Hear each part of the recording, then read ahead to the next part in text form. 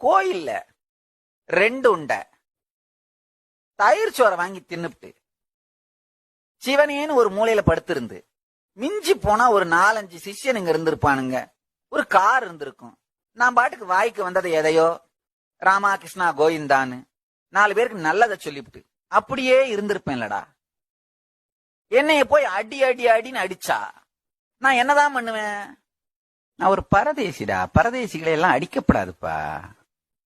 அவங்க பாட்டுக்கு வாழ்ந்துட்டு போறாங்கன்னு விட்டுறணும். செட்டி வீட்டு 1001 ரூபா கூலிக்கு பொட்டி அடி பையனா நான் பெங்களூர் போனவங்கய்யா. அங்கேயும் இருக்க விடாம அடி அடி அடின்னு ரவுண்டு கட்டி அடிச்சா நான் என்னத்தான் பண்றதுங்கய்யா? கண்ணிறக்க நானும் அண்ணாமலையார பார்த்து மனசு நிறக்க அவரை நினைச்சு வாழ்ந்து செத்து போயிருப்பனேடா. என்ன ஏன்டா இவ்வளவு பெரிய ஆளா ஆக்குனீங்க?